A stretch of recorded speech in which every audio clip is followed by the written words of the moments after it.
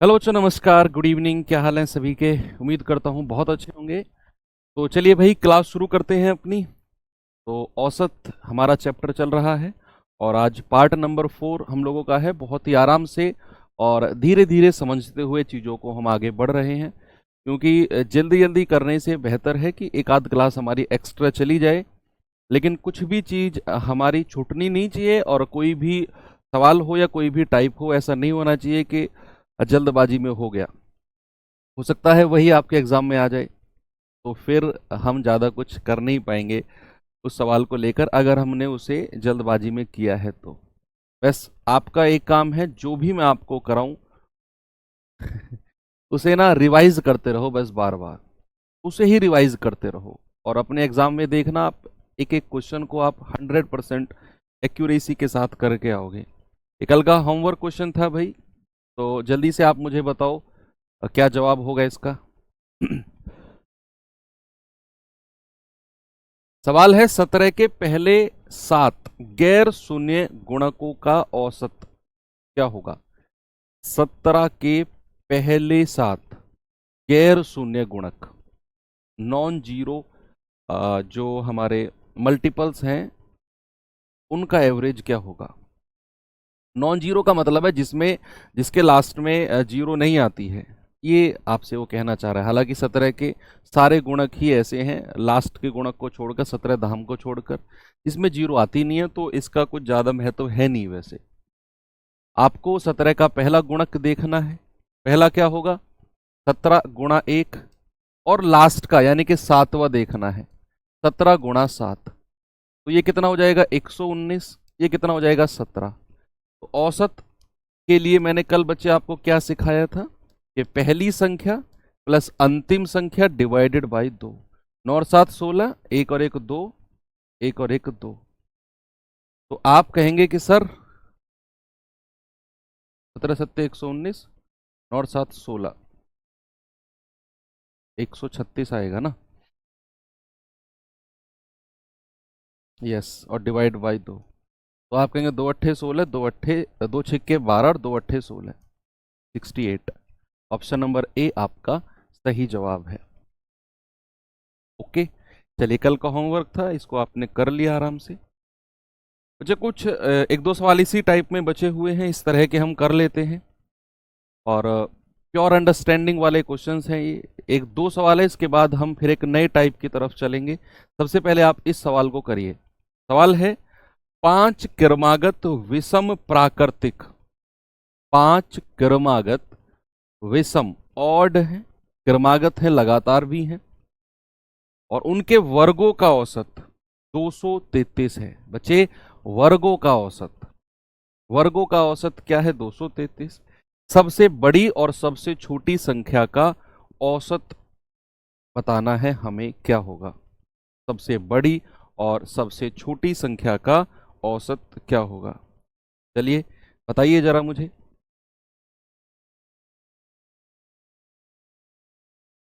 Very good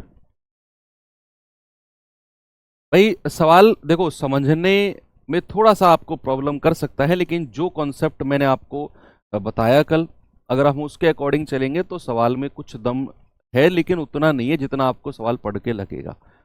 सवाल में उसने साफ साफ बोला है कि 5 क्रमागत विषम संख्या है, 5 क्रमागत विषम प्राकृतिक संख्या है, और उनके वर्गों का औसत दिया हुआ है 233।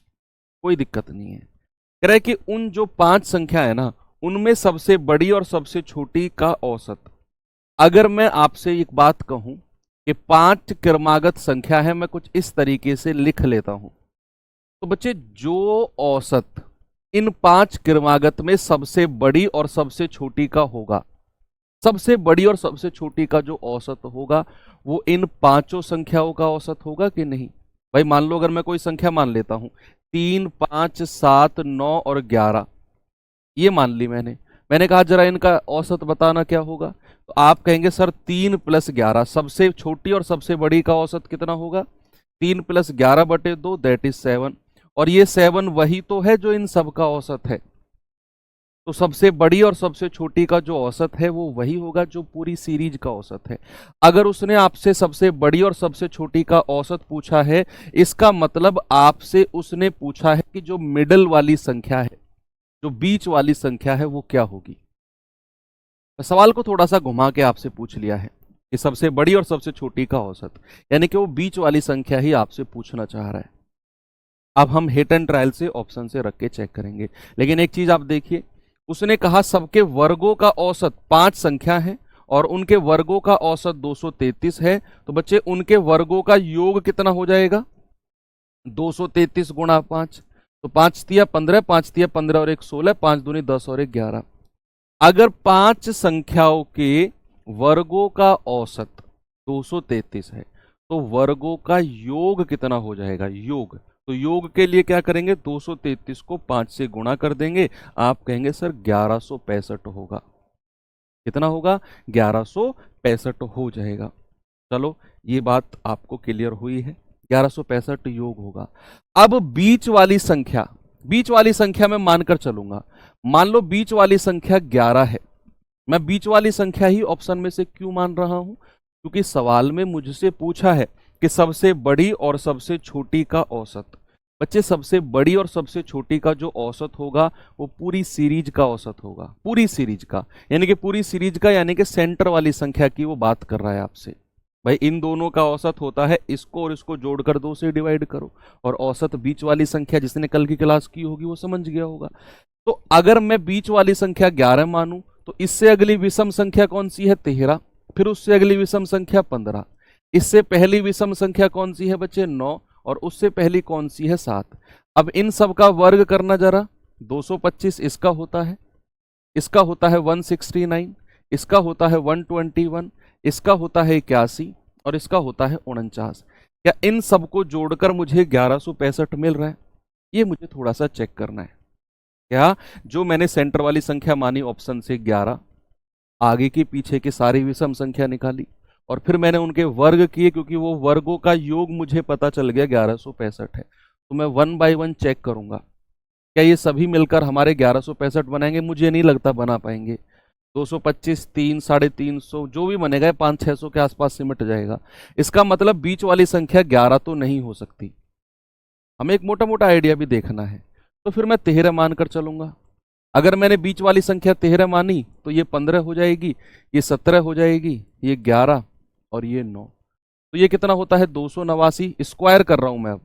इसका स्क्वायर 225, इसका स्क्वायर 169, इसका स्क्वायर 121 और इसका स्क्वायर 81। क्या इन सबको जोड़कर, क्या इन सबको जोड़कर 1165 मिल सकता है? एक बार जोड़कर देख लेंगे। 9 और 5 14, 9 9 18 और 1 19 और 1 20 और 5 25, हासिल का 2। 8 और 2 10, 6 16, 2 18, 8 26 और 2 28। लास्ट में 85 आ रहा है, मुझे 65 चाहिए। इसका मतलब 13 भी नहीं होगा, 13 भी नहीं होगा। तो फिर हमें क्या देखना पड़ेगा? फिर हम देखेंगे थोड़ा सा 15। क्या बीच वाली संख्या 15 हो सकती है? ये 17 हो जाएगी, ये 19, इससे पहले वाली 13 और इससे पहले वाली 11। इनके वर्ग देखना भाई जरा। 361, 289, 225, 169 और 121। अब जरा जोड़ना। 9 और 1 10, 5 15 और 1 16 और 9 25, हासिल के 2। 6 8 6 14, 14 और 2 16, 16 और 6 22, 22 और 2 24, 24 और 2 26, हासिल का 2। 3 2 5 2 7 और 1 8 और 1 9 और 2 11। 1165 मिल गया, जो कि मुझे चाहिए था। इसका मतलब है कि मेरा जो आंसर है वो option number D, that is 15 हो जाएगा। ठीक है, तो इस तरीके से हमें थोड़ा सा ये चीज चेक करनी पड़ेगी। ओके, आगे चलते हैं। चलिए अब मैं आपको लेकर चलता हूं बच्चे अगले टाइप की तरफ। थोड़ा सा ये सवाल कभी कभी आ जाते हैं ऐसे, मैंने थोड़ा सा एक आइडिया आपको दिया। ये इन जो मैंने अभी सवाल कराया है इनका कोई टाइप नहीं होता है, ये रैंडम सवाल है जो कभी कभी आ जाते हैं। अक्सर आपको बुक्स वगैरह में देखने को मिल सकते हैं, तो थोड़ा सा आप मोटा मोटा आइडिया लगा पाओ। ये किसी टाइप में आते नहीं है। चलिए आते हैं बच्चे अगले टाइप की तरफ, टाइप नंबर 5। और इस टाइप में मैं आपको एक एक्स्ट्रा चीज बताने वाला हूं जो इस टाइप में काम आएगी आपके। चलिए एक कॉन्सेप्ट सीखते हैं। और बड़ा ही मजेदार कॉन्सेप्ट है, देखना। हालांकि ये चीज मैं आपको डायरेक्ट भी रटवा सकता हूं, लेकिन मैं थोड़ा सा आपको इसके कॉन्सेप्ट के बारे में जिक्र करूंगा। बच्चे, मैं यहां पर कोई संख्या लिख रहा हूं, मैंने यहां पर लिखा 8, 9, 10, 11। चलो क्रमागत नहीं लिखते हैं, नहीं तो आप कंफ्यूज हो जाओगे। 10, 12, 20, 10, 12, 20 और 8।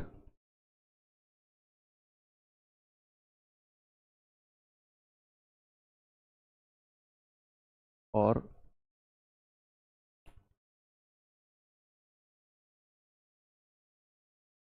नहीं, कुछ और लिखते हैं। 10, 20, 25,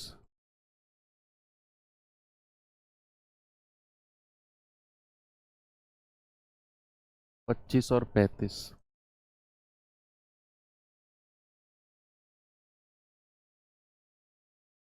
और 10, ये मैंने ले लिया। और मैंने कहा बताओ इनका जो एवरेज है वो क्या होगा। बताइए, मैंने कोई संख्या ली, 10, 10, 20, 25, 35, और मैंने कहा बताओ इनका एवरेज क्या होगा। बच्चे, आप कहेंगे सर इनका जो एवरेज होगा ना, वो इन सभी संख्याओं को जोड़ेंगे। 35 और 25 आपका हो जाएगा 60, 20, 80, 10, 90 और 10, 100। एवरेज हो जाएगा बच्चे 100 बटा 1, 2, 3, 4, 5, यानी कि एवरेज हो जाएगा 20। औसत कितना हो जाएगा? आप कहेंगे सर औसत है 20। अब एवरेज 20 है, ठीक है, आप सभी ने निकाल दिया। जो कॉन्सेप्ट में अब आपको समझाने वाला हूं वो सुनना क्या है। अगर मैं हर संख्या में अगर मैं हर संख्या में कोई एक पर्टिकुलर संख्या जोड़ रहा हूं, मैंने कहा इसमें भी +1 कर दो, इसमें भी +1 कर दो, इसमें भी +1 कर दो, इसमें भी +1 और इसमें भी +1, सभी संख्या में +1 +1 +1 +1 कर दो। हर संख्या में हर संख्या में +1 कर दो तो ये संख्या हो जाएगी 11, ये भी 11, ये 21, ये 26 और ये 36। मैंने कहा इनका एवरेज बताओ क्या होगा। आप इसको कैलकुलेट करो, और मैं बिना कैलकुलेट करे लिखता हूं कि इनका जो एवरेज होगा बच्चे वो 21 होगा। बिना कैलकुलेट करे मैं इनका एवरेज लिख रहा हूं, बिना कैलकुलेट करे।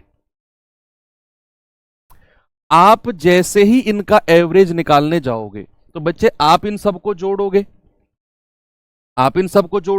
और इन सब का जो योग आएगा बच्चे, इन सब का जो योग आएगा वो आएगा 105। और अगर आप इन सब का एवरेज निकालने जाओगे तो 105 बटे 1, 2, 3, 4, 5 संख्या को जोड़ा है तो आप कहेंगे सर 21 आ गया। आप एक काम और करके देखना, आप इन सब में दो दो जोड़ के देख लो, सभी संख्या में ओरिजिनल में दो दो जोड़ के देख लो और फिर सॉल्व करके देखो। वहां आपका जो एवरेज आएगा वो ओरिजिनल में +2 यानी कि 22 हो जाएगा। आप ऐसा भी कर लो कि आप इन सब में दो दो से गुणा कर दो या तीन तीन से गुणा कर दो। बस कंडीशन क्या है कि एक ही संख्या को जोड़ना है। अगर आप जिसको जोड़ रहे हो, जैसे मान लो यहां +1 कर दिया तो सब में +1 +1 +1 करना है, तो उस केस में औसत भी +1 हो जाएगा। मान लो आप किसी में +2 +2 +2 कर रहे हो तो उस केस में औसत भी +2 हो जाएगा। मान लो किसी केस में आप -5 -5 -5 कर रहे हो तो उस केस में आपका औसत भी -5 हो जाएगा। मान लो किसी में आप गुणा कर रहे हो, मान लो यहां आप 5 की गुणा कर रहे हो, सब में 5 5 की गुणा कर दी तो आपके औसत में भी 5 की गुणा हो जाएगी। ठीक है, तो यही है जो चीज मैं आपको बताने वाला हूं। अब मैं इसको लिखवा भी देता हूं आपको। अब मैं आपको इसको लिखवा भी रहा हूं कि अगर किसी किसी सीरीज में सीरीज यानी कि श्रेणी कोई भी आपको दे रखी है, किसी सीरीज में प्रत्येक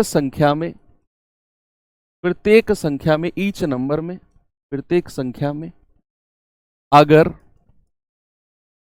अगर कुछ कुछ जोड़ा जोड़ा घटाया गुणा या या अन्य कोई अन्य कोई कैलकुलेशन अन्य कोई कैलकुलेशन की जाती है तो औसत में भी औसत में भी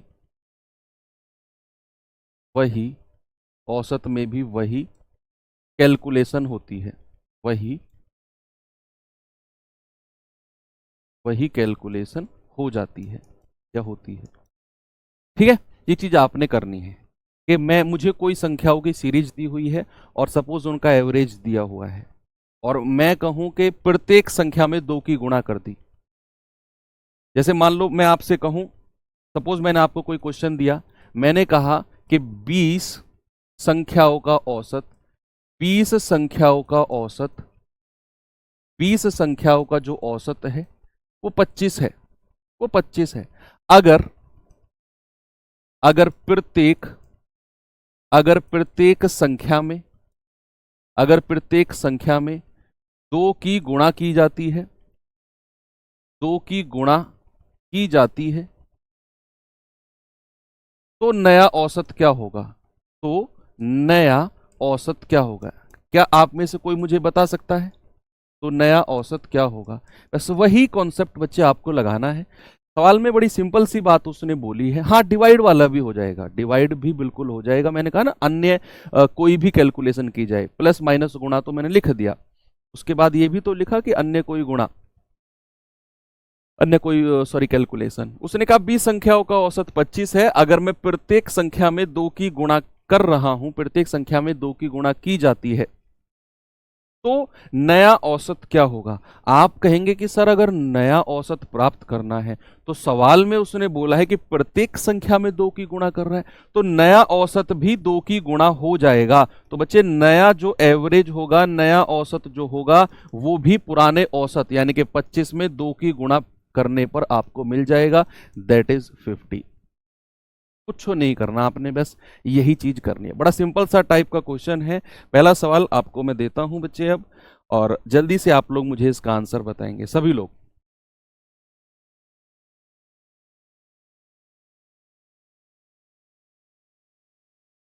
बताइए भाई। 8 क्रमागत संख्याओं का जो औसत है, 8 क्रमागत संख्याओं का जो औसत है वो 12 है। यदि प्रत्येक संख्या में 2 की वृद्धि की जाए, हर संख्या में 2 की वृद्धि कर रहा है तो नई संख्याओं का औसत क्या होगा? बच्चे बड़ी सिंपल सी बात बोली है, 8 का औसत 12 है, अगर प्रत्येक संख्या में 2 की वृद्धि कर रहा है तो नया औसत भी 2 बढ़ जाएगा। बड़ा सिंपल सा है ना, कुछ प्रॉब्लम नहीं है आपको इसमें। तो जो बच्चे नया औसत होगा, जो नया एवरेज होगा वो भी पुराने औसत में 2 की वृद्धि हो जाएगी, यानी कि आप कहेंगे सर वो भी 14 यानी कि 14 हो जाएगा। Option number D. ठीक है, एक और सवाल दूं? चलो नेक्स्ट क्वेश्चन, आंसर बताएंगे भाई इसका क्या होगा। फिर इसका थोड़ा सा एडवांस लेवल का क्वेश्चन कराता हूं, एक दो मैं आपको इस तरह के सवालों में जो थोड़ा सा एडवांस बन सकता है।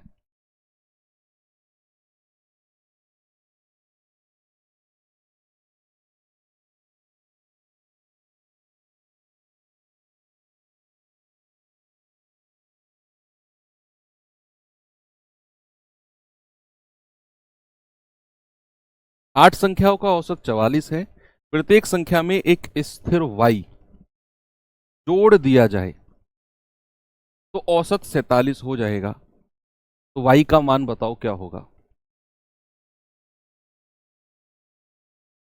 तो y का मान क्या होगा? बच्चे उसने कहा 8 संख्याओं का औसत 44 है, अगर मैं हर संख्या में, भाई 8 का जो औसत है, 8 का औसत कितना है? 44।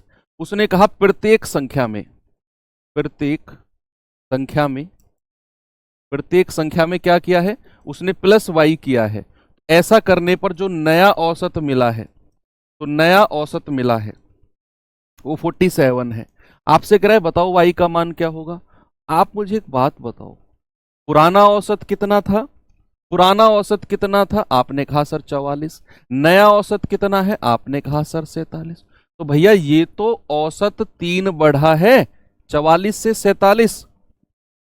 और अगर 3 बढ़ा है, इसका मतलब क्या है बच्चे? इसका मतलब है कि जो 8 संख्या रही होंगी उनमें हर संख्या में उसने 3 3 3 3 जोड़ा होगा, तब जाकर ये 44 से 47 एवरेज बन गया है। इसका मतलब प्रत्येक संख्या में जो वो y जोड़ने को कह रहा है ना, उस y का मान कितना हो जाएगा बच्चे? y का मान हो जाएगा 3, यानी कि हर संख्या में उसने 3 जोड़ा होगा, तब जाकर उसका नया औसत कितना बन गया होगा? नया औसत बन गया होगा 47।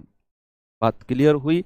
चलो अब इसके एक दो क्वेश्चन एडवांस लेवल के करा देता हूं, हालांकि है कुछ भी नहीं, मैं समझाऊंगा एक बार आपको और आप समझ जाएंगे बड़े आराम से। एक बार सवाल को जस्ट पढ़ेंगे। n संख्याओं का औसत जो है वो 45 है। कह रहे 60% संख्याओं में से प्रत्येक में 5 की वृद्धि की गई और शेष संख्याओं में से प्रत्येक में 10 की कमी की गई। इस प्रकार प्राप्त संख्याओं का जो औसत है वो क्या होगा? आप जस्ट रीड करो सवाल को, ये मैं आपको कराऊंगा, अगला सवाल आप खुद करना।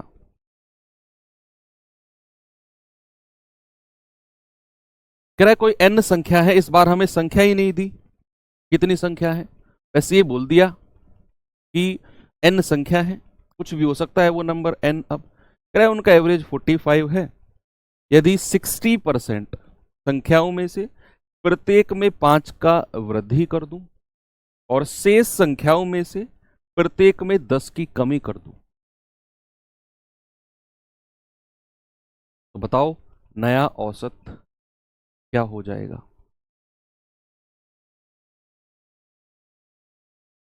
चलो देखते हैं। भाई सबसे पहले तो हमें ये चीज बड़ा कंफ्यूजन क्रिएट कर रही है कि सर यहां पर तो संख्या दी ही नहीं है।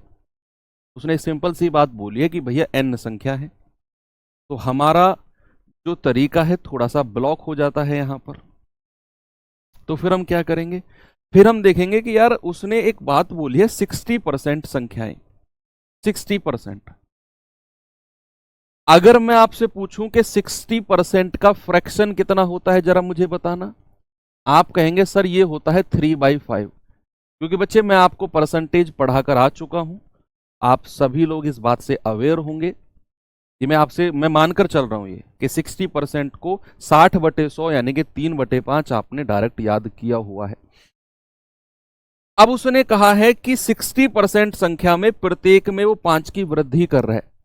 बच्चे मुझे ये नहीं पता कि कितनी संख्याएं, उसने सिंपल सी बात बोली है n संख्याएं हैं, तो मैंने 60% का फ्रैक्शन 3/5 संख्या लिखा। अगर मैंने मान लिया कि कुल संख्या 5 है, मान लिया मैंने मान लिया कि कुल संख्या जो है वो कुल संख्या 5 है। अगर कुल संख्या 5 है तो 5 में से जो 3 संख्या है ना, 5 में से जो 3 संख्या है वो प्रत्येक में 5 की वृद्धि कर रहा है। प्रत्येक संख्या में 5 संख्या अगर मैं कुल मान लेता हूं और 5 में से 3 संख्या प्रत्येक में वो 5 की वृद्धि कर रहा है, तो टोटल वृद्धि कितने की हो जाएगी? टोटल वृद्धि कितने की हो जाएगी? आप कहेंगे सर अगर प्रत्येक में 5 की कर रहा है तो 3 संख्या है, तो 3 गुणा 5 सर वृद्धि हो जाएगी 15 की। वृद्धि कितनी हो जाएगी? वृद्धि हो जाएगी 15 की। अब आगे उसने कहा कि जो शेष संख्या बची, जो रिमेनिंग बची, उनमें से प्रत्येक में 10 की कमी कर रहा है। अगर मैं 5 संख्या कुल मानकर चला हूं, 3 में प्रत्येक में 5 की वृद्धि करी तो 3 पंजे 15, तो शेष संख्या कितनी बची है बच्चे? शेष भाई 5 में से 3 की बात मैं कर चुका हूं, तो शेष बची है 2 संख्याएं, 2 नंबर बचे हैं। अब कह रहा है कि जो ये 2 संख्या बची है ना, इनमें प्रत्येक में 10 की कमी करनी है, तो कमी कितनी हो जाएगी? 2 गुणा और माइनस का 10, यानी कि 10 दूनी 20, कमी हो जाएगी बच्चे माइनस के 20 की। जब बात मैंने वृद्धि की करी तो वृद्धि हुई 3 गुणा 5 यानी कि 15, और जब बात मैंने कमी की करी तो कमी हुई 2 गुणा माइनस का 10 यानी कि माइनस का 20। 3 कहां से आया बच्चे? मैंने 60% का फ्रैक्शन 3/5 लिखा। मैं मानकर चला हूं कि 5 जो है ये कुल संख्या है। अगर 5 कुल संख्या है तो 5 में से 3 में प्रत्येक में 5 की वृद्धि कर रहा है, तो वृद्धि कितने की हो जाएगी? 3 गुणा 5 दैट इज 15। बची संख्या कितनी? 5 में से 3 हटा दो, 2 संख्या बची। कह रहा जो बच गई हैं उनमें प्रत्येक में 10 की कमी कर रहा है, तो कुल कमी कितने की हो जाएगी? 2 गुणा 10 यानी कि माइनस का 20। अगर मैं ओवरऑल देखता हूं, ओवरऑल ओवरऑल क्या हुआ है बच्चे? 15 की तो वृद्धि हुई है और 20 की कमी हुई है, तो 15 में से 20 घटाओगे तो माइनस के 5। ओवरऑल क्या आया है? माइनस का 5, माइनस का 5। और अगर औसत में देखता हूं मैं, औसत में क्या हुआ? माइनस का 5 बटे, और संख्या क्या मानकर चला हूं मैं? 5। संख्या से डिवाइड कर दूंगा। आप कहेंगे सर औसत में -1 हो जाएगा। जो मुझे सवाल में औसत दिया हुआ है ना, उसमें -1 हो जाएगा। कितना आपने करना है। तो नया औसत क्या हो गया? नया औसत क्या हो गया? पुराना औसत है 45, उसमें -1 करना है, तो नया औसत हो जाएगा 44। Option number D. ठीक है। 5 संख्या कुल मानकर चला था, 3 में 5 की वृद्धि करी तो कुल वृद्धि 5 दिया 15। 5 में से 3 संख्या मैं ले चुका हूं, 5 में से 3 माइनस करोगे कितनी बचेंगी? 2 संख्या। ये 2 संख्या वो रही। इनमें प्रत्येक में 10 की कमी, तो कुल कमी 2 गुणा 10 यानी कि माइनस का 20। ओवरऑल देखा 15 में से 20 गया, माइनस का 5। और औसत में कितने की कमी होगी? तो योग बटे संख्या कितनी है? 5 से डिवाइड कर देंगे, माइनस का 1। तो नया औसत कितना हो जाएगा? पुराना औसत 45 है, उसमें से -1 करेंगे, नया औसत हो जाएगा 44। अगला सवाल ट्राई करना कि आप खुद से कर पाओ। ये सवाल करेंगे बच्चे, जल्दी से बताइए आप मुझे। n लिख लेना। n संख्याओं का औसत 36 है। यदि इन संख्याओं के 75% में से प्रत्येक को 6 बढ़ा दिया जाए और प्रत्येक शेष संख्या को 9 से कम कर दिया जाए, तो इन संख्याओं का नया औसत क्या होगा? लगाओ दिमाग। अच्छा क्वेश्चन है ये, अच्छा क्वेश्चन है। देखो अगेन वही क्वेश्चन है। हम क्या करेंगे? 75% है, उसका फ्रैक्शन यानी कि भिन्न कितना होता है बच्चे? 25 दिया 75, 25 चौके 100, 3/4 उसका फ्रैक्शन होता है। अगर मैं आपसे कहूं कि हमें संख्या तो दी ही नहीं है, अगेन उसने कह दिया कि भाई n संख्या है, संख्या तो दी ही नहीं है, तो फिर उस केस में हमने परसेंटेज को फ्रैक्शन में बदल लिया और मैंने माना कि कुल संख्या जो है, कुल संख्या क्या है? कुल संख्या है हमारी 4। और अगर कुल संख्या 4 है तो 4 में से 3 संख्या, 4 में से 3 संख्या में क्या कर रहा है? वो प्रत्येक को 6 से बढ़ा रहा है, प्रत्येक को। तो अगर 3 संख्या में प्रत्येक को 6 से बढ़ाएगा तो टोटल वृद्धि कितनी हो जाएगी? 18 की हो जाएगी टोटल वृद्धि, अगर प्रत्येक को 6 से बढ़ाएगा तो। और उसने कहा जो प्रत्येक शेष बच गई हैं, प्रत्येक जो शेष रिमेनिंग संख्या बच गई है, उनमें क्या किया उसने? उनमें उसने कमी की है, कमी। तो शेष कितनी बच गई हैं बच्चे? 4 में से 3 की बात मैं कर चुका हूं, एक संख्या बचेगी। और अगर उसमें 9 की कमी करेगा तो कुल कमी कितनी हो जाएगी? आप कहेंगे -9। और ऐसे में अगर मैं ओवरऑल देखूंगा, ओवरऑल ओवरऑल क्या हो जाएगा? 18 - 9, 18 में से 9 घटाएंगे तो ये आ जाएगा +9। और ऐसे में औसत में क्या कमी आएगी भैया? ओ सॉरी, वृद्धि आएगी, क्योंकि प्लस का 9 आया है ये। तो 9 बटा, और संख्या टोटल क्या मान के चला हूं मैं? 4। तो ये आ जाएगा 2.25 प्लस का औसत में। तो नया औसत क्या हो जाएगा? नया एवरेज, नया औसत ये हो जाएगा, पुराना औसत है 36 और इस बार प्लस का 2.25 करेंगे, यानी कि 38.25। तो नया औसत क्या होगा मेरे भाई? नया औसत हो जाएगा 38.25। Very good. तो ये अच्छे लेवल के क्वेश्चन हैं, शायद बन जाएं आपके एग्जाम में। चलिए इसी टाइप में और थोड़ा आगे चलते हैं। ये क्वेश्चन करिए।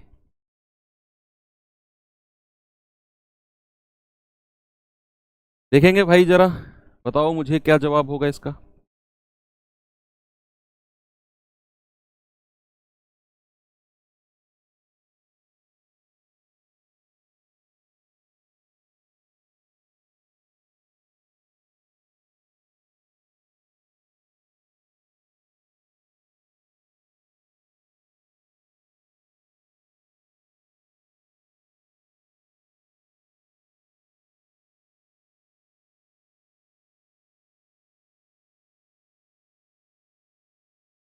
ये बंद कर दो थोड़ी।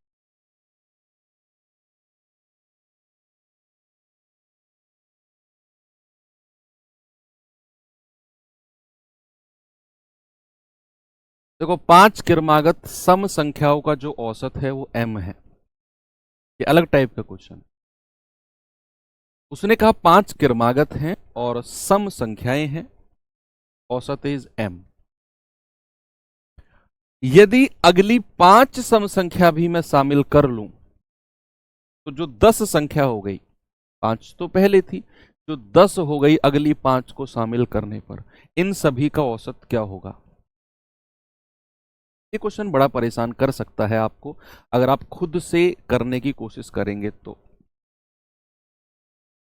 अच्छा, ए आंसर बता रहे हैं m+10 या m+5, इन दोनों में से कोई आंसर हो सकता है आपका, है तो m+5 या m+10। आप लोगों का आंसर भी इन्हीं में से ही कोई एक आ रहा है।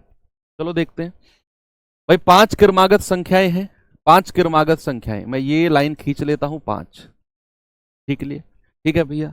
वो कह रहा है क्रमागत सम संख्याएं हैं, इवन नंबर है, और इनका जो एवरेज है वो m है,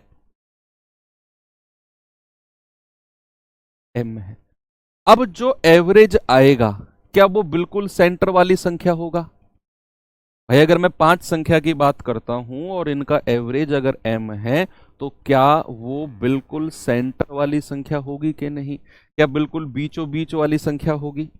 आप कहेंगे बिल्कुल सही बात है सर, और उसको तो उन्होंने m बोला है तो मैंने m को बिल्कुल बीचों बीच रख दिया।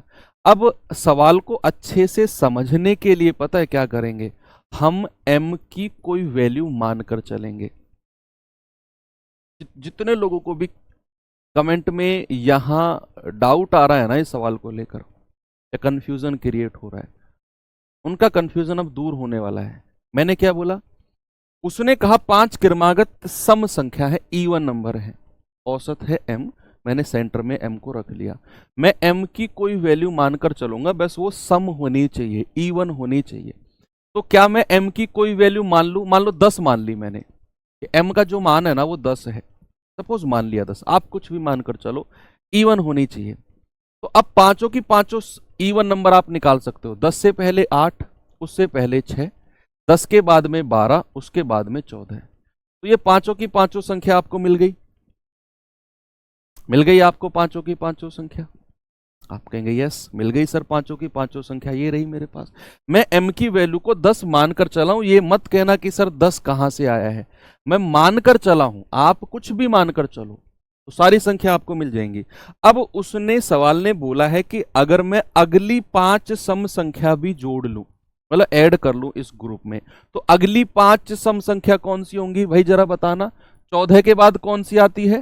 16, फिर आती है 18, फिर आती है 20, फिर आती है 22, और फिर आती है 24। तो ये आपने अगली 5 सम संख्या लिख ली। अब हमारी सीरीज हो गई 10 संख्याओं की, 6 से शुरू होकर और 24 पे खत्म होने वाली। तो अब नई सीरीज का जो औसत है वो कितना होगा? नया औसत कितना होगा? आप कहेंगे सर पहली संख्या 6 है और लास्ट की संख्या 24 है, दोनों को जोड़कर 2 से डिवाइड कर दो, 24 और 6 30/2 यानी कि 15। सर नया औसत तो आ गया 15। नया औसत कितना है? नया औसत है 15। अब अगर नया औसत 15 है तो बच्चे क्या 15 को मैं इस तरीके से नहीं लिख सकता हूं 10 + 5? भाई 15 जो नया औसत मुझे मिला है इसको मैं 10 + 5 लिख सकता हूं कि नहीं, इस नए औसत को? तो 10 को मैंने क्या मानकर चला था? m, और +5 ये रहा, तो ये आपका क्या हो जाएगा? ये आपका नया औसत हो जाएगा m+5। आप कुछ भी मानकर चलो, जरूरी नहीं है कि आप m की वैल्यू 10 मानकर चलो, आप 20 मान लो, 16 मान लो, 12 मान लो, सम मानना है, इवन मानना है बस। हर बार आपका जो जवाब आएगा वो यहां m+5 आपको बनाकर देगा, हर बार, एवरी टाइम। कोई और एग्जाम्पल, कोई और मैं आपको मानकर एक सवाल करा देता हूं, कोई भी संख्या, ताकि आपको और क्लैरिटी आए। m की वैल्यू मैं कुछ और मान लेता हूं, कुछ और m की वैल्यू मान लेते हैं। चलो क्या माने बताओ? m की वैल्यू मान लेते हैं, मान लो हमने मान लिया m की वैल्यू 22 22 मान ली मैंने। 22 के बाद सम संख्या इवन नंबर क्या होगा? 24, फिर होगा 26, 22 से पहले 20 और उससे पहले 18, इस बार मैं m की वैल्यू को 22 मानकर चला हूं। अब कह रहा है कि अगली 5 सम संख्याओं को भी ले लो भैया। तो 26 के बाद सम संख्या कौन कौन सी आएंगी? 28, फिर आएगी 30, फिर आएगी 32, फिर आएगी 34 और फिर आएगी 36। तो ये सम संख्या सारी आपकी हो गई भाई ए 18 से शुरू होकर 36 तक। तो नया औसत क्या होगा? नया औसत, नया औसत, नया औसत, नया औसत हो जाएगा पहली संख्या 18 और उसमें 36 जोड़ेंगे और डिवाइड बाई 2। तो 18 और 36 54/2 यानी कि 27। अब 10 संख्याओं का जो औसत है उसने m की टर्म्स में दिया है हमें दो ऑप्शन में। तो क्या 27 को बच्चे मैं ऐसे लिख सकता हूं 22 + 5, और 22 को तो मैं m मानकर चला हूं। अगेन हमारा एवरेज कितना आ जाएगा? m + 5, option number A. Yes, ठीक है, बात क्लियर हो गई ना आपको? हाँ, इसको बच्चे कुछ डायरेक्ट भी याद रखते हैं कि सर जितनी, ऐसा सवाल जब भी आए ना कि जहां पर सम संख्याएं दी हो या विषम संख्याएं दी हो, या तो सम दी हो या विषम दी हो, तो ऐसे सवालों में जितनी वो अगली संख्या ऐड करेगा ना, जितनी नेक्स्ट नंबर ऐड करेगा, मान लो उसने अगली 5 संख्याएं ऐड करी, तो हमारा जो औसत है वो पुराने में 5 ऐड हो जाएगा। मान लो अगर वो अगली 7 संख्याएं ऐड करता, 7 नंबर्स, तो हमारा नया औसत हो जाता m + 7। मान लो अगली वो 19 या 20 संख्या ऐड करता, तो हमारा नया औसत हो जाता m + 20। ठीक है, तो हमारा जवाब ऐसे केस में डायरेक्ट भी हम कह सकते हैं m + 5। Okay, very good. चलिए अगला सवाल देता हूं आपको, ये सवाल करेंगे जरा।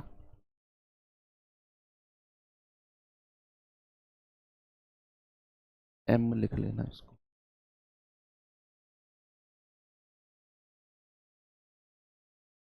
करेंगे भाई इस सवाल को, क्या होगा इसका जवाब?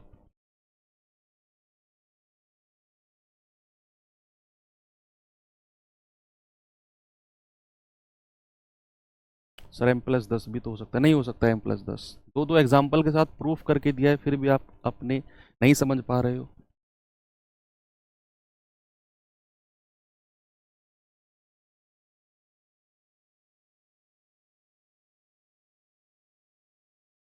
5 क्रमागत विषम संख्याओं का जो औसत है वो m है।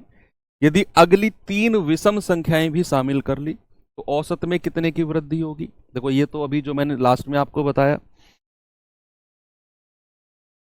क्या कि अगर सम हो या विषम हो, उनका कुछ औसत आपको दिया हो और वो जितनी भी अगली संख्याएं जोड़ने को कहे, तो नया औसत भी हमारा उतना ही हो जाएगा, यानी कि m + 3 हो जाएगा।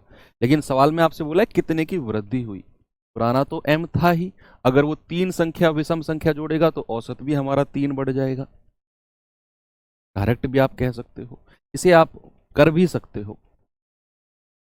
5 संख्या मैंने यहां पर रख दी। अब कह रहे हैं भैया इनका औसत m है। m का कोई विषम संख्या आप मान लो, कोई भी विषम नंबर। मैं 7 मान लेता हूं, सपोज मैंने 7 मान ली, वो विषम संख्या। ठीक है, अगर 7 एक विषम संख्या मैंने मान ली, अगली हो जाएगी 9, अगली हो जाएगी 11, उससे पहली 5, उससे पहली 3। ये सारी की सारी विषम संख्या आपको मिल गई।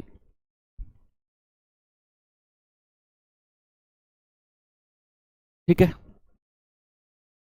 अब यहां पर वो कह रहा है कि अगली 3 संख्याएं और जोड़ लो विषम। तो 11 के बाद कौन सी आएगी? 13, फिर 15 और फिर 17। अब हमारी सीरीज 3 से शुरू होकर 17 पे खत्म हो रही है। तो नया औसत क्या आएगा? नया औसत, नया औसत आप कहेंगे सर पहली संख्या 3, लास्ट की संख्या 17, जोड़कर 2 से डिवाइड कर दो, ये आ जाएगा 10।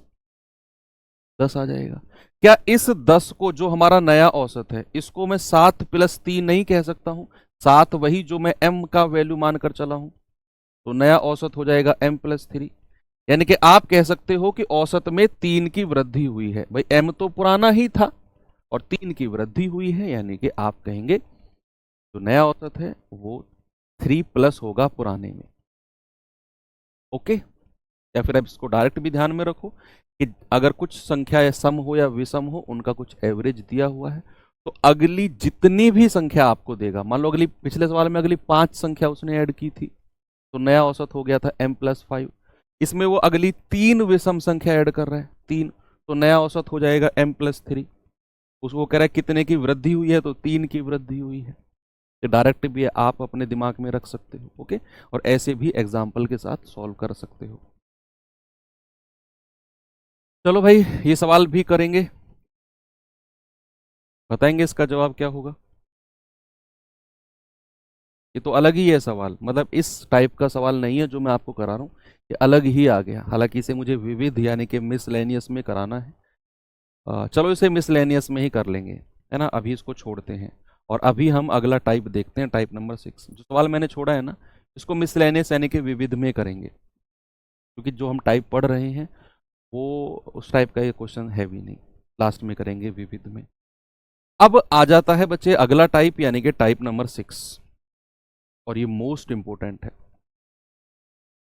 मोस्ट इंपोर्टेंट, मोस्ट इंपोर्टेंट क्यों है, क्योंकि अभी आपको पता चलेगा।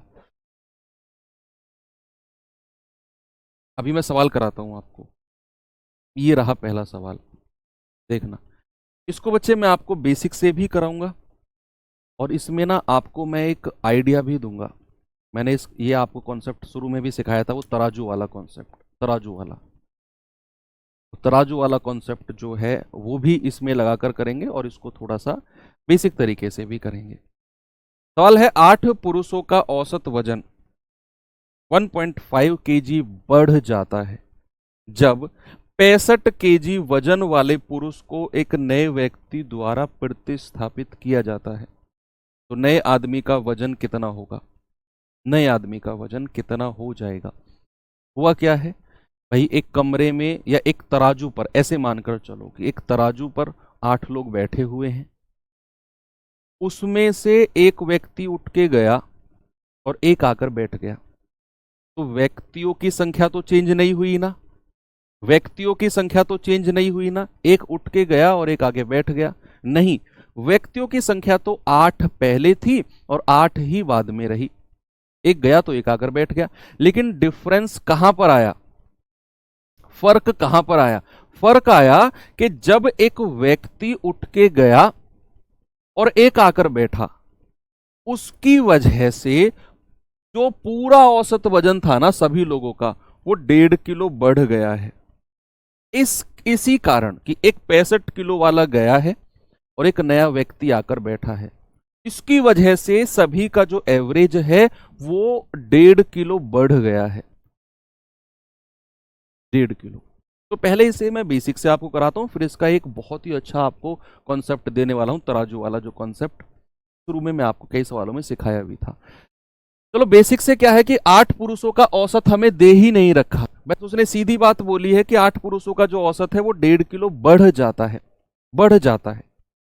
कितना है ओरिजिनल में ये नहीं दिया हुआ, तो मैं मान लेता हूं कि 8 पुरुषों का जो औसत है ना, जो औसत है वो बच्चे ए है, मान लिया मैंने ए यानी कि एवरेज यानी कि ए वो 8 लोगों का औसत है, मान लिया ऐसा मैंने। अब ये चीज मैं आपको फर्स्ट क्लास से सिखाता आया हूं कि अगर आपको औसत दिया हो और संख्या दी हो तो हम क्या निकालते हैं। आप कहेंगे सर अगर औसत और संख्या दोनों दी हो तो हम निकालते हैं योग, सम। तो अगर 8 पुरुषों का जो औसत है वो मैं ए मान रहा हूं, 8 पुरुषों का योग कितना हो जाएगा, 8 गुणा ए, 8a। ये 8 पुरुषों का योग यानी कि सम हो जाएगा। भाई संख्या 8 है, औसत ए है, मैंने संख्या को औसत से गुणा कर दिया तो योग आ गया 8a। अब कह रहा है कि भैया इसमें क्या हुआ है कि एक 65 किलो वाला व्यक्ति तो गया है, 65 किलो वाला व्यक्ति गया है, तो इसमें से 65 को माइनस कर दो। भाई 65 वाला व्यक्ति तो गया है और एक नया व्यक्ति आया है, नया व्यक्ति आया है, तो नया व्यक्ति जो आया है उसको ऐड कर लो और उसका वजन मान लो बी। मैंने आपसे क्या बोला, मैंने बोला 8 पुरुष हैं, उनका एवरेज मैंने ए मान लिया, तो उनका टोटल सम कितना हो जाएगा, 8 गुणा ए, 8a। अब इसमें क्या हुआ है, 65 केजी वजन वाला एक व्यक्ति तो उठ के गया और एक नया व्यक्ति आकर बैठ गया, तो 8a में से 65 तो माइनस करना है और b मैंने बी जो है वो आने वाले व्यक्ति का वजन मान लिया, बी मैंने इसमें ऐड कर दिया। ऐसा करने पर वो कह रहा है कि भैया जो औसत वजन है वो 1.5 किलो बढ़ जाता है। ऐसा करने पर तो इस बार योग सम कितना हो जाएगा? संख्या तो अब भी 8 की 8 है, लेकिन औसत हमारा क्या हुआ है? ए पुराना है और उसमें 1.5 किलो की वृद्धि हो गई, तो ए प्लस 1.5। यहां भी हमने सम यानी कि योग निकाला है और इधर भी ये टोटल योग है। भाई 8 ए तो पुराना योग था, उसमें से 65 को माइनस किया क्योंकि ये व्यक्ति तो उठ के चला गया, बी को प्लस किया क्योंकि ये व्यक्ति आकर बैठ गया है, बराबर 8 के 8 पुरुष अब भी हैं, लेकिन औसत उनका 1.5 किलो बढ़ गया है। तो नया औसत कितना हो जाएगा? ए प्लस 1.5। तो नया योग कितना हो जाएगा? 8 गुणा ए प्लस 1.5, यानी कि संख्या को औसत से मल्टीप्लाई कर दिया। अब इसको सॉल्व करके हम बी का मान निकाल लेंगे। ए तो ये तो कैंसिल हो जाना है, 8a माइनस 65 प्लस बी बराबर 8 के अंदर मल्टीप्लाई करेंगे 8a प्लस 8 गुणा 1.5 यानी कि 20 आ जाएगा। 8a से 8a कैंसिल हो गया, ये माइनस का 65 उधर जाकर प्लस का हो जाएगा, तो b कितना हो जाएगा? 65 प्लस 20 यानी कि 85 है। ओ सॉरी 12 आएगा, ये 12, 8 की 1.5 में गुणा करेंगे तो 12 आएगा, तो ये आएगा 77। तो जो व्यक्ति आया है उसका वजन कितना है? 77। जो व्यक्ति आया है उसका वजन कितना है? 77। अब इसको करते हैं हम तराजू नियम से। किससे करते हैं बच्चे? इसको उसमें उस तराजू नियम में इतनी टेंशन लेनी ही नहीं है। आपने जिन लोगों ने भी तराजू नियम मैंने पढ़ाया था वो ये जानते होंगे कि जो तराजू नियम है ना वो ज़्यादा टेंशन नहीं लेता है, वो तो सवालों को चट्ट-पट्ट करके आगे बढ़ता है। यही आपने करना है। दूसरा मैं इसका नियम आपको बताता हूं, तराजू नियम। तराजू नियम, तराजू नियम क्या है भैया? तराजू का काम क्या है? ये बात, तराजू नियम हमने इसका नाम क्यों रखा? क्योंकि तराजू का काम होता है चीजों को बैलेंस बनाना। इधर थोड़ी सी कमी हुई ना, इधर थोड़ा सा बढ़ा दो, इधर थोड़ा सा बढ़ा तो इधर थोड़ा सा कम कर दो। ओवरऑल चीजें बैलेंस रहनी चाहिए। ओवरऑल चीजें क्या रहनी चाहिए? ओवरऑल चीजें बैलेंस रहनी चाहिए। वो नियम होता है तराजू।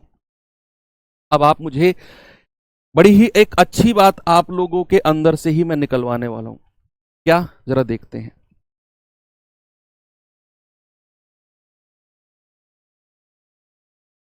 बड़ी प्रैक्टिकल बात समझेंगे। भूल जाओ सवाल भी कोई है यहां पर, आपके ऊपर मैं ये एग्जाम्पल आपको समझाता हूं। जितने भी लोग मेरी बात सुन रहे हो ये अपने ऊपर समझना। आप क्या हैं? आप एक तराजू पे बैठे हुए हो 8 लोग।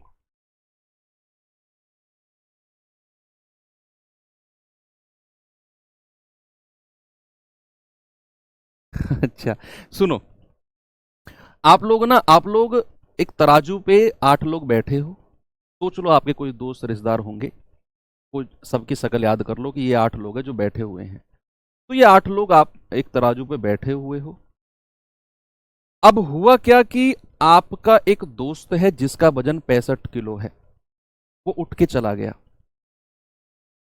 वो उठ के चला गया और उसकी जगह पर कोई और दोस्त आकर बैठ गया, और ऐसा करने पर आप सभी का जो औसत है वो 1.5 किलो बढ़ गया। तो आपसे मेरा एक सवाल है, बड़ा प्रैक्टिकल सोच के बताना, ज्यादा मैथमेटिक्स में मत घुसना, प्रैक्टिकल सोचना कि आपका एक 65 किलो का दोस्त उठ के गया और एक नया आकर बैठ गया दोस्त, उसकी वजह से सबका वजन 1.5 किलो बढ़ गया। औसत का मतलब है यही। अभी मैंने एक पिछला टाइप आपको पढ़ाया है ना कि अगर औसत 1.5 किलो बढ़ा, इसका मतलब जितने भी लोग रहे होंगे सबका 1.5 किलो बढ़ा होगा।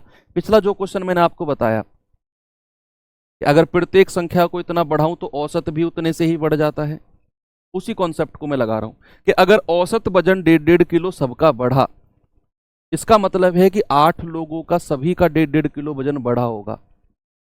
यस, वही तो है पिछला वाला कॉन्सेप्ट।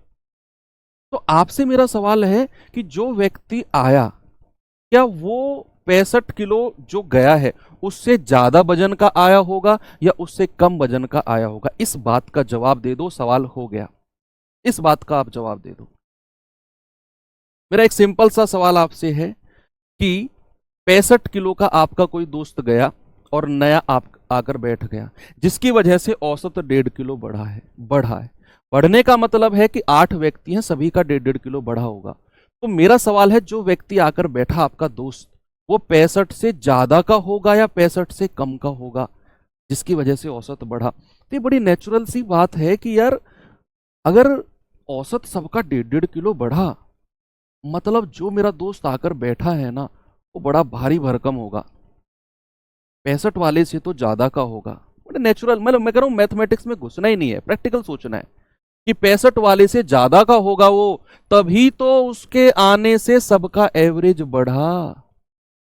अगर वो 65 से कम का होता तो एवरेज बढ़ता थोड़ी, एवरेज तो कम होता है ना। बात सिंपल सी है ना ये। तो आप मुझे सबसे पहले ये बताओ, वृद्धि कितने की हुई है? वृद्धि वृद्धि कितने की हुई है? तो आप कहेंगे सर औसत में तो 1.5 की, और कितने लोग हैं? 8 लोग हैं, तो 8 से गुणा कर दो, तो ये आ जाएगा 12 की वृद्धि है सर। भाई हम क्या करते हैं, औसत को संख्या से गुणा करते हैं ना। तो मैं निकाल रहा हूं वृद्धि कितने की हुई है, एक के जाने से और दूसरे के आने से। आप कहेंगे सर 1.5 किलो की वृद्धि हुई है, कितने लोगों पर? 8 लोगों पर, 8 लोगों पर। तो टोटल वृद्धि कितनी हो गई? 1.5 गुणा 8 यानी कि 12 की। तो जो नया व्यक्ति है वो 12 किलो ज्यादा वजन लेकर आया होगा पुराने वाले से। तो नए व्यक्ति का वजन नए व्यक्ति का वजन कितना हो गया भैया?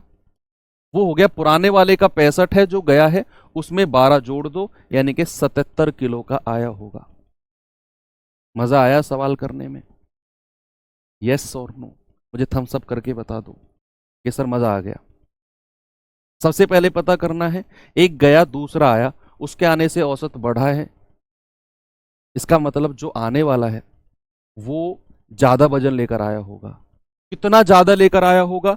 टोटल संख्या से गुणा कर दो। सर 12 किलो ज्यादा, 65 में 12 जोड़ा 77। मान लो इन केस अगर ऐसा करने पर औसत कम होता, इसका मतलब है कि जो आने वाला बंदा है वो कम वजन लेकर आया होगा। तो उस केस में हम क्या करते, अगर औसत कम होता तो उस केस में 65 में से 12 माइनस कर देते हम। बस इतना सा काम है। और यही आपसे पूछेगा, सर जयपुर आ रहे हो, हमें आपसे मिलना है। यस बिल्कुल आ रहे हैं बच्चे, परसों यानी कि संडे को। जो भी लोग जयपुर के आसपास वाले हैं जरूर मिलो।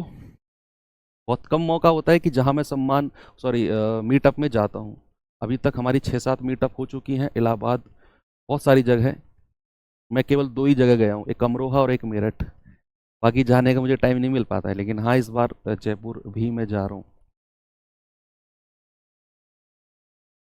ओके, चलो बात क्लियर है। अब ये सवाल मैं आपको देता हूं, इसमें रिप्लेसमेंट का नहीं है, इसमें रिप्लेसमेंट का नहीं है। पीछे का क्वेश्चन क्या था कि एक व्यक्ति गया और उस दूसरा व्यक्ति आ गया, तो संख्या में कोई प्रभाव नहीं पड़ा, संख्या में कोई प्रभाव नहीं पड़ा। संख्या 8 पहले थी, 8 अब भी है। लेकिन यहां इस सवाल को आप पढ़ोगे ना, तो को सवाल को रटना नहीं है बच्चे, सवाल को समझना है, पढ़ना है और सोचना है कि यार मैं इसे कैसे कर सकता हूं। देखना, सवाल करें, एक कक्षा में 40 छात्रों का औसत वजन 45 है। कक्षा छोड़ो, आप तराजू मान लो, तराजू मान लो, एक तराजू है, तराजू पे 40 छात्र बैठे हैं और उनका एवरेज 45 है। तराजू तराजू मानो। अब कह रहा है कि यदि कक्षा अध्यापक का वजन भी इसमें शामिल कर लूं, यानी कि अभी 40 छात्र बैठे हैं तराजू के ऊपर, अगर अध्यापक भी तराजू के ऊपर आकर बैठ गया, कक्षा से कोई छात्र गया नहीं है, वो 40 के 40 बैठे हैं, अगर अध्यापक भी आकर बैठ गया तो संख्या कितनी हो गई? अपने दिमाग में जवाब दो। अगर 40 छात्र बैठे हैं, एक अध्यापक भी आकर बैठ गया, तो संख्या तो सर 41 हो गई। और ऐसा करने पर औसत वजन 1 किलो बढ़ गया है। तो बताओ वो अध्यापक का वजन कितना रहा होगा? सबसे पहला काम कि हमें पता चल गया कि औसत वजन 1 किलो बढ़ा है, और ये भी हमें पता चल गया कि तराजू के ऊपर अगर 40 छात्र बैठे हैं और उनका वजन 45 किलो है औसत, और अध्यापक भी आ गया, तो भैया संख्या तो 40 से बढ़ के 41 हो गई ना। तो संख्या, नई संख्या कितनी हो गई? नई संख्या तो सर 40 तो छात्र थे, एक अध्यापक भी आकर जम गया, मतलब बैठ गया, तो संख्या तो 41 हो गई सर। और 41 लोगों में कह रहा है औसत 1 किलो बढ़ गया, तो 41 में टोटल वृद्धि कितने की रही होगी? टोटल वृद्धि भाई, अगर औसत 1 किलो बढ़ा है 41 लोगों का, तो वृद्धि कितने की रही होगी? 41 गुणा 1, यानी कि वृद्धि भी 41 की हो गई, वृद्धि भी। आपसे पूछा है अध्यापक का वजन, तो अध्यापक का जो वजन है वो औसत कितना है? 45, उसमें ये वृद्धि जोड़ दो। आप कहेंगे सर 86 किलो का हमारा अध्यापक है। बस हो गया सवाल, कुछ भी नहीं है, मजा आ गया। यही करना है आपने। एक सवाल आपको होमवर्क दे देता हूं, कल हम यहीं से शुरू करेंगे, और मैं उम्मीद करता हूं कि आप लोग इस सवाल को खुद से करके और मुझे बताओगे। इसी इंटरेस्ट के साथ पढ़ते रहो, कल भी पूरी क्लास इसी तरह के क्वेश्चंस हम करेंगे और बहुत मज़ा आपको आने वाला है। अभी क्रिकेट वाले क्वेश्चंस भी बचे हुए हैं, वो भी हमें करने हैं। बाकी मिलते हैं कल के सेशन में। थैंक यू, बाय बाय, जय हिंद।